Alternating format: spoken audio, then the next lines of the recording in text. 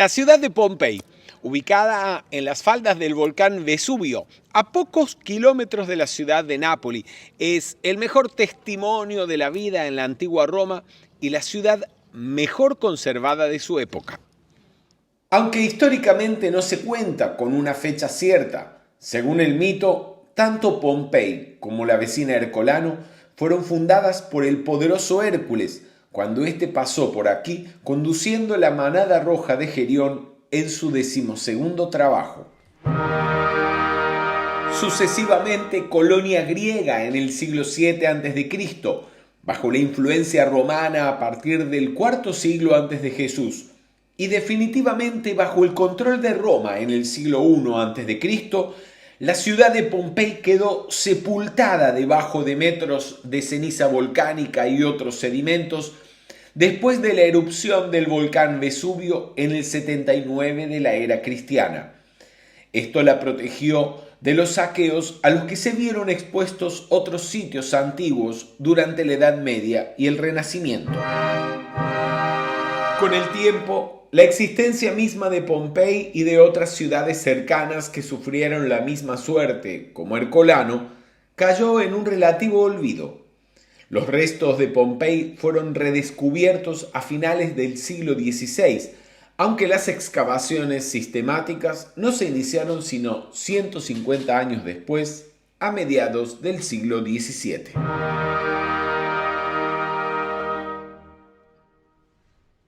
Me encuentro al ingreso del sitio arqueológico de la ciudad de Pompey, en Italia. Detrás de mí están viendo la billetería donde se compran los tickets para ingresar al sitio arqueológico. Los pueden comprar aquí o también por internet a través de la página web de ticketone.it. Eso sí, recuerden que el billete de ingreso incluye la visita a la Villa dei Misteri o la Villa de los Misterios. Simplemente imperdible. Apenas ingresamos al sitio arqueológico nos encontramos de frente con el Vesubio. Sí, ni más ni menos. Y hacia la derecha están viendo ustedes el anfiteatro, uno de los más antiguos y mejor conservados del período romano. Imagínense que ya existía este anfiteatro 100 años antes de que fuera construido el Coliseo en Roma. Para ingresar al anfiteatro avanzamos por esta galería. Y saliendo de la galería nos enfrentamos a las gradas. Miren esta maravilla.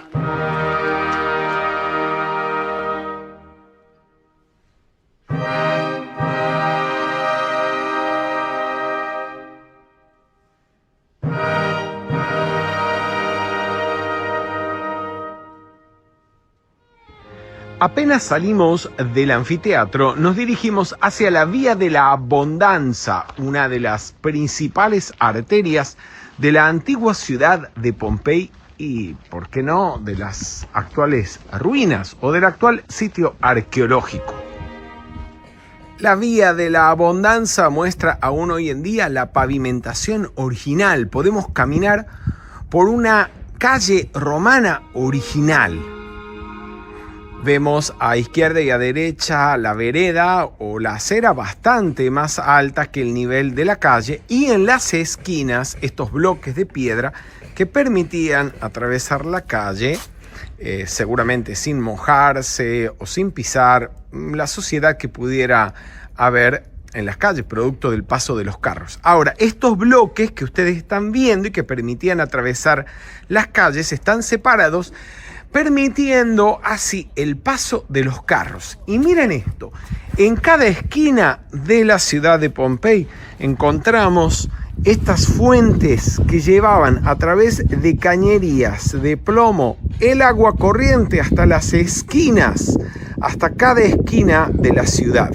Incluso las villas y las domus o las casas de los habitantes más adinerados contaban con agua corriente que llegaba hasta la propia vivienda. En la Vía de la Abondanza encontramos varios thermopolium. Los thermopolium eran los locales de comidas rápidas, el bar, la confitería de la esquina donde la gente podía comprar su sanguchito, su pizza, su arepa y seguir viaje. Pero este, que es la casa y el Thermopolium de Vetutius Placidus, es sin lugar a dudas el más bello de todos. De algunos de estos Thermopolium, de estas casas, se conocen los nombres gracias a los escritos o los grafitis que quedaron en las paredes. Otros llevan nombres inventados por los arqueólogos y los historiadores que descubrieron estos sitios. En estos huecos que ustedes ven en la mesada, obviamente se encontraba debajo el fuego que calentaba las ollas en las que estaba la comida. En muchos de estos Thermopolium se encontraron restos de comida, lo que permitió a los historiadores, arqueólogos, saber qué era lo que comía, cuál era la alimentación de los antiguos romanos. Y fíjense este hermoso altar donde están pintadas o representadas las divinidades o los seres de luz que eran los protectores de la familia propietaria de esta casa y de este Thermopolium.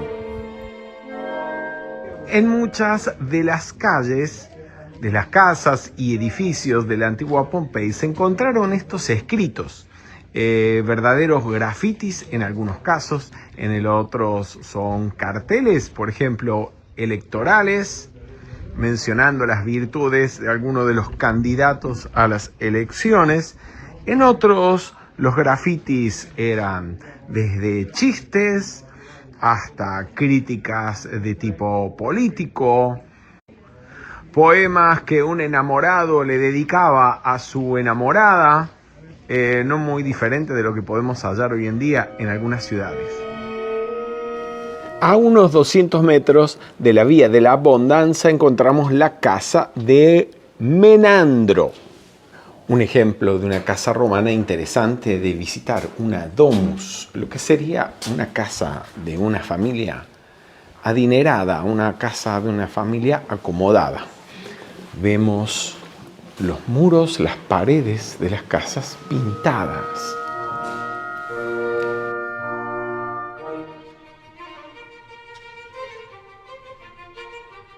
En una de las paredes de una de las habitaciones de la casa del Menandro vemos este fresco que representa a Casandra, la princesa troyana, en el momento en que se aferra al Palladio, a la estatua de la diosa Palas Atenea, mientras Áyax el Menor, el héroe griego, está tratando de arrebatarla y secuestrarla.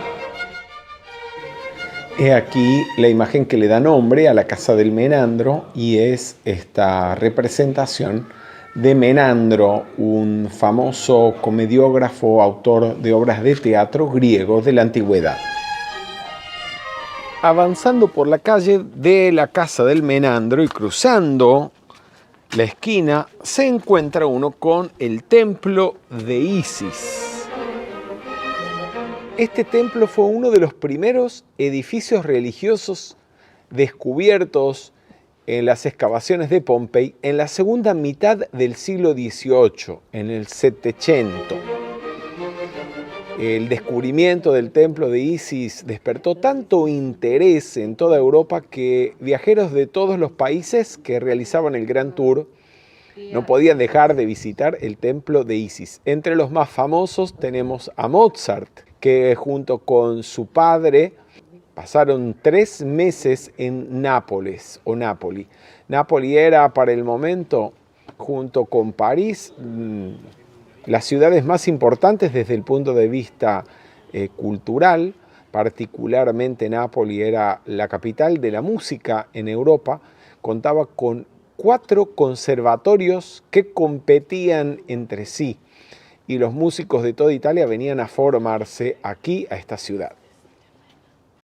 Según muchos autores, Mozart se inspiró en este templo de Isis, en la visita que realizó a este lugar, para componer su ópera La flauta mágica. Siguiendo por la calle del Menandro, después de pasar el templo de Isis y doblando hacia la izquierda, nos encontramos con el Teatro Grande. El Teatro Grande era uno de los templos del arte en el cual los antiguos pompeyanos podían disfrutar de espectáculos musicales y teatrales y apreciar además una vista extraordinaria. Regresando a la vía de la Abundanza y girando en la vía dei teatri, de los teatros, nos encontramos, después de unos 100 metros, con el lupanar. ¿Qué es el lupanar? Lupanar viene de lupa. La palabra lupa en latín y aún hoy en día en italiano significa loba. Era la palabra que se utilizaba en sentido despectivo o peyorativo para hacer referencia a las prostitutas. Es decir, un lupanar era un prostíbulo. Por algún motivo, el lupanar es hoy en día uno de los sitios más visitados de Pompey, donde podemos apreciar en su decoración imágenes artísticas que representan posturas eróticas. Podemos observar imágenes de parejas en posiciones eróticas, realizando el acto sexual. Vemos en el interior de las habitaciones una pequeña cama donde había también un pequeño colchón. Y gracias a algunos grafitis encontrados, se sabe que no solamente había mujeres o prostitutas atendiendo, también habían jóvenes que ejercían esta profesión. Del lupanar nos dirigimos hacia el foro. El foro era, como en la mayoría de las ciudades romanas, el centro de la vida comercial y civil de los ciudadanos. Este era un espacio abierto, una especie de plaza de forma rectangular que en Pompeya estaba rodeada en 3 lados por un columnato del cual todavía sobreviven algunas columnas, y del lado norte, el que da hacia el Vesubio, estaba cerrado por el templo de Júpiter. Júpiter significa literalmente el padre de la luz. Era el nombre que los romanos le daban al Zeus griego, el más importante de los dioses del Olimpo, el padre de los dioses del Olimpo. En este templo de Júpiter, aquí en Pompeya, se le rendía culto a la Trinidad Capitolina, que era la protectora del imperio, conformada por el propio Júpiter o el señor Zeus, su complemento divino, la señora Juno o Hera para los griegos, y Minerva, la hija de ambos. Siguiendo por el foro, doblando hacia la derecha, llegamos a la casa del poeta trágico. Y una curiosidad, a la puerta encontramos este mosaico de un perro y la leyenda Cave Canem, que en latín significaría cuidado con el perro. La casa del poeta trágico consta de un pequeño jardín y habitaciones alrededor, las habitaciones de la casa. Una maqueta nos muestra cómo era aproximadamente esta casa. Prácticamente una mansión. Las habitaciones ricamente decoradas con frescos, todavía sobreviven algunos en las paredes de esta habitación.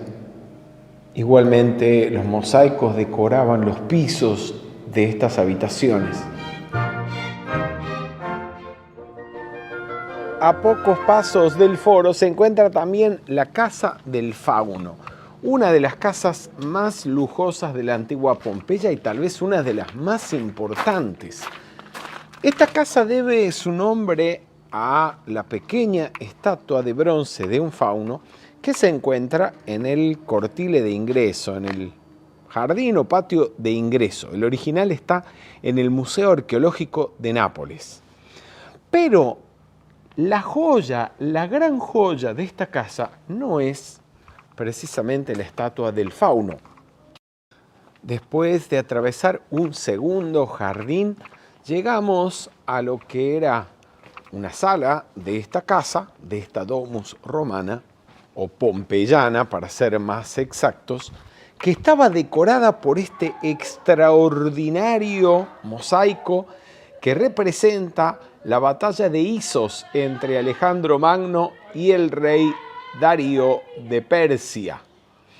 El original se encuentra hoy en día en restauro en el Museo Arqueológico de Nápoles. Está formado por más de 1,5 millones de teselas y es, sin lugar a dudas, una imagen famosísima que uno encuentra en todas las enciclopedias de historia del arte y de historia universal. La casa de los Betti, a pocos pasos de la casa del fauno, es una de las residencias más lujosas, mejor conservadas, con decoraciones más opulentes que encontramos en las ruinas de Pompey. Al ingreso de esta domus encontramos una representación del dios Príapo,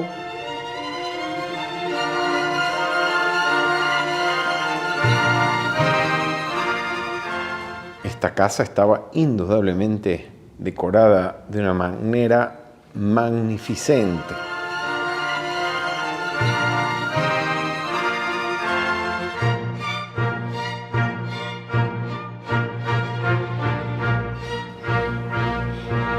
Los dueños de esta casa eran 2 libertos de apellido Betti o Vettius, de donde deriva el nombre de la casa.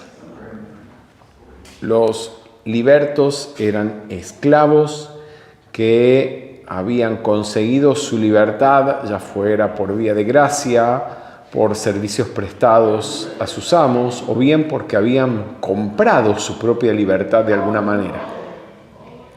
Y algunos de ellos, que eran tal vez buenos comerciantes, se convertían en millonarios en poco tiempo. Este fue el caso de los hermanos Vettius. En esta habitación de la casa de los Betti en Pompeya encontramos una pintura, un fresco que representa a Hércules cuando de pequeño mata a las 2 serpientes que son colocadas en su cuna con el objetivo de que muriera envenenado. Como en la mayoría de las domus o estas casas de familias adineradas, encontramos aquí en la casa de los Betti un jardín central rodeado de habitaciones. El jardín rodeado de habitaciones nos da la idea casi de un claustro, del claustro de los monasterios medievales.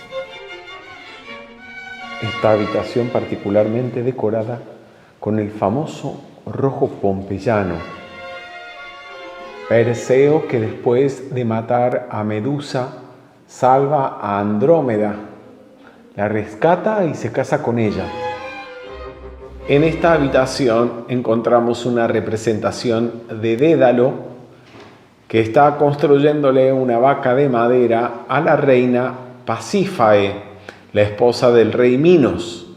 La reina se ha apasionado por un toro, uno de los toros más bellos del rey Minos, y le pide a Dédalo, el gran arquitecto que ha construido el laberinto de Creta, o que construirá el laberinto de Creta, que le construya una vaca de madera para que ella, metiéndose dentro, pueda atraer la pasión de este toro.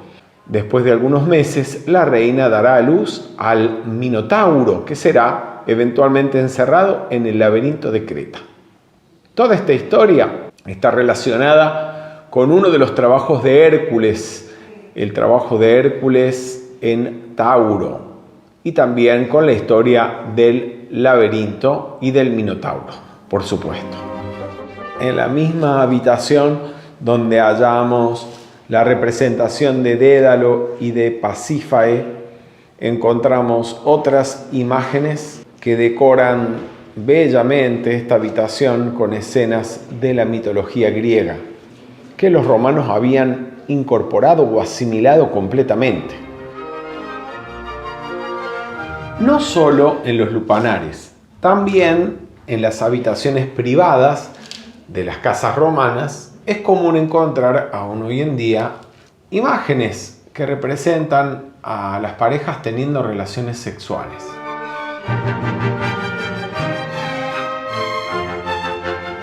Y encontramos también otros frescos de gran calidad que representan escenas de la mitología griega y con escenas de la mitología. Y vean ustedes estas representaciones de pequeños ángeles. Y caminando en dirección a Porta Ercolano, es decir, en dirección a la antigua ciudad de Ercolano, en la zona suburbana de la antigua ciudad de Pompey, llegamos a Villa dei Misteri, o la Villa de los Misterios. La Villa de los Misterios, junto a la Casa de los Vetti y la Casa del Fauno, es probablemente una de las residencias más lujosas descubiertas en Pompey, sobre todo por la calidad de los frescos, de las pinturas que las decoran. Todas las habitaciones de esta villa estaban pintadas y además decoradas con mosaicos en los pisos. Las villas estaban por lo general ubicadas fuera de la área urbana de la ciudad, más allá de los muros de la ciudad, relacionadas no solamente con la vivienda, sino también con actividades de tipo agrícola, ganadera.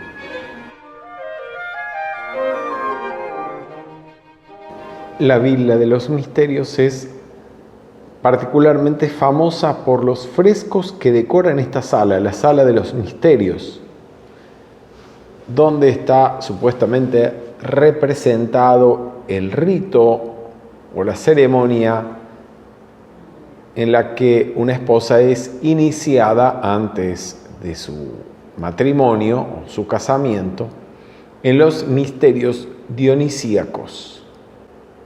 Las pinturas son de tamaño natural. Más allá del significado que puedan o no tener las imágenes que representan la Sala de los Misterios, ya que no hay un acuerdo entre los especialistas y estudiosos al respecto, estas imágenes, estas pinturas son, sin lugar a dudas, las más hermosas que podemos admirar en todas las ruinas de Pompey.